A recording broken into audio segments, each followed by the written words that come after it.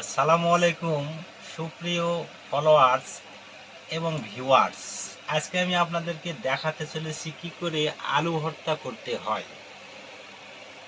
মরিচ, লবণ, রসুন, পেঁয়াজ ইত্যাদি এগুলোকে কিভাবে আলুর সঙ্গে মিশিয়ে সুন্দর করে ভর্তা তৈরি করতে হয় এবং সুস্বাদু ভর্তা কিভাবে তৈরি করতে হয় এটি আমি আপনাদেরকে বিস্তারিতভাবে দেখাতে চলেছি। তাই এই ভিডিওটি আপনারা অবশ্যই একটু মনোযোগের সহিত এবং পুরোপুরি দেখার চেষ্টা করবেন।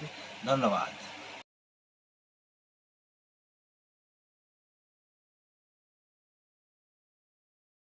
এখন এই মরিচগুলোকে সর্বপ্রথমে একটু গলিয়ে নিই, যাতে করে আলুর ভর্তার সাথে এগুলি সহজেই মেশানো যায়।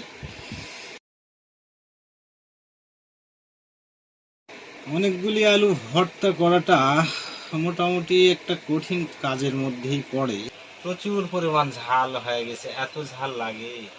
৬টা ভাগের মধ্যে ১ ভাগ খালি ঝালেরই হচ্ছে ভাগ হবে।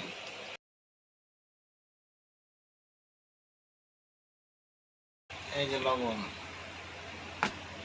এবারে দেখেন কি করে লবণ দিতে হয়। অনেকগুলি আলুর মধ্যে লবণ দেওয়া আছে অল্প করে। লবণটার পরিমাপ যদি আমরা ঠিকঠাক না দিই তাহলে আবার এটি খাওয়ার অযোগ্য হয়ে যাবে। তাই লবণটা আমরা খুব সাবধানতার সাথে মেশানোর চেষ্টা করব।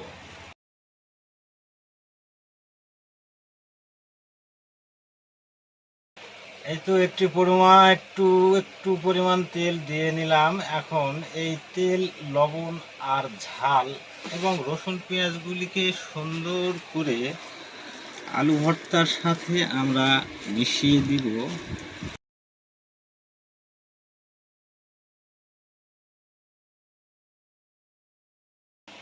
মোটামুটি অনেক সুন্দর হয়েছে, কিন্তু এখানে একটু লবণ দিতে হবে,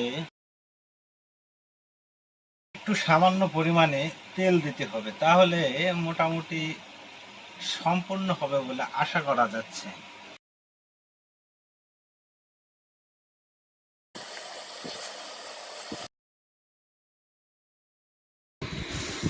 মোটামুটি আমরা ভর্তার কাজ কমপ্লিট করে ফেলেছি। এখন শুধু ভর্তাগুলোকে টুকরো টুকরো করে ভাগ করতে হবে, এই কাজটা বাকি রয়ে গেছে।